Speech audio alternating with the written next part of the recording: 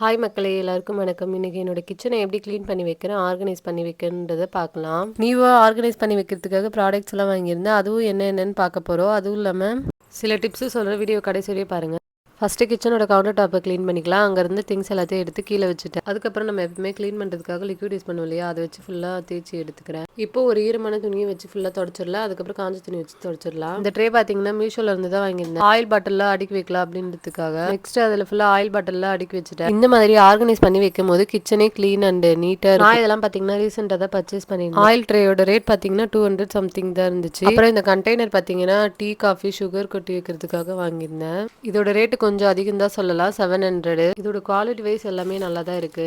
மூடி மட்டும் லாக் பண்ணிட்டோம்னா திறக்கிறது மட்டும் கொஞ்சம் கஷ்டம். சுகர் கொட்டி வைக்கும் போது அது கூட 2 பட்டை போட்டு வச்சிங்கன்னா சுகர் கட்டி கட்டியாக அந்த மாதிரி இல்லாமல் இருக்கும். இந்த ஜாடி பார்த்தீங்கன்னா திருவிழாவில் தான் வாங்கியிருந்தோம். இந்த ஜாடி மோஸ்ட்லி எல்லாரும் பார்த்துருப்பீங்கன்னு தான் நினைக்கிறேன். இதோட ப்ரைஸ் பார்த்தீங்கன்னா 150 ரூபாய். அப்புறம் இந்த ரேக்கும் புதுசாக மீஷோவில் தான் வாங்கியிருந்தேன். இது நல்லா இருக்கான்னு சொல்லுங்க.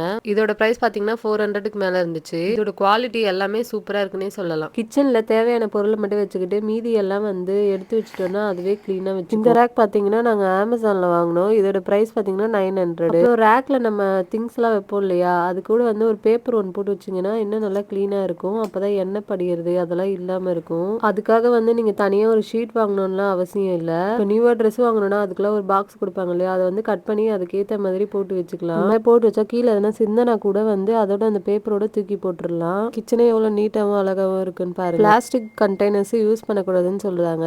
முடிஞ்ச அளவுக்கு கண்ணாடியில் தான் வாங்கி யூஸ் பண்ணணும்னு சொல்கிறாங்க.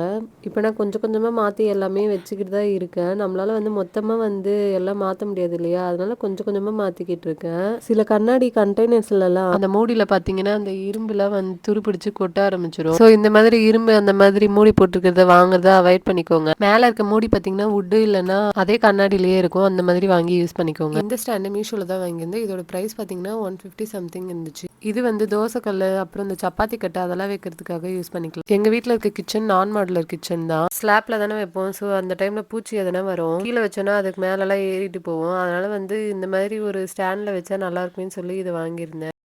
இது பார்த்தீங்கன்னா கடையில் தான் வாங்கியிருந்தோம். இதில் குழம்பு கரண்டி அப்புறம் தோசை கரண்டி இதெல்லாம் இருக்கும் இல்லையா, இதெல்லாம் போட்டு வச்சுக்கலான்னு இது வாங்கியிருந்தேன். அவ்வளோதாங்க. இந்த சைடில் இருந்த எல்லாம் இதுவும் அடுக்கி முடிச்சு க்ளீன் பண்ணி வச்சாச்சு. எப்பயும் போல் லிக்விட் போட்டு தான் கேஸ் ஃபுல்லாக தொடச்சி எடுத்துக்கிட்டேன். இப்போ இந்த சைடு கேஸ் எல்லாம் க்ளீன் பண்ணிக்கிட்டு இருக்கேன். கேஸு கீழே இருக்க கவுண்டர் டாப்பு ஃபுல்லாகவும் க்ளீன் பண்ணி தொடச்சி எடுத்தாச்சு. இப்போ பார்த்தீங்கன்னா கவுண்டர் டாப் கீழே ஒரு ஸ்லாப் இருக்குது, அங்கே தான் க்ளீன் பண்ணிக்கிட்டு இருக்கேன். இங்கே பார்த்தீங்கன்னா அதே மாதிரி தொடச்சி எடுத்தாச்சு. என்னடா திடீர்னு ஒரு குட்டி பையன் இருக்கான்னு பார்க்குறீங்க, அவன் என்னோட பையன் தான். அவன் தூங்கிக்கிட்டு இருந்தான், அவன் தூங்கி எழுந்துட்டான், அதான் விளையாடிக்கிட்டு இருக்கான். அப்புறம் பார்த்தீங்கன்னா ஃபுல்லாக சாமான் எல்லாம் அடுக்கி வச்சுட்டேன். கிச்சனை க்ளீனாக வச்சுக்க தேவையில்லாத பொருளை எடுத்து போட்டனாலே போதும். நான் எப்பவுமே வீக்லி ஒன்ஸ் தான் க்ளீன் பண்ணுவேன். வீக்லி ஒன்ஸ் ஆச்சு லிக்விட் போட்டு தொடச்சி வச்சிட்டோன்னா க்ளீனாக கொஞ்சம் நீட்டாக இருக்கும். அவ்வளோதாங்க. கிச்சனோட ஃபைனல் லுக் இப்படி தான் இருக்குது. எப்படி இருக்குன்னு மறக்காமல் சொல்லுங்கள். ஏதோ ஒரு வகையில் இந்த வீடியோ யூஸ்ஃபுல்லாக இருக்கும்னு நினைக்கிறேன். உங்களுக்கு இந்த வீடியோ பிடிச்சிருந்தா மறக்காமல் லைக் அண்ட் சப்ஸ்கிரைப் பண்ணிவிடுங்க. மறக்காமல் கமெண்ட் பண்ணுங்கள். Bye bye friends.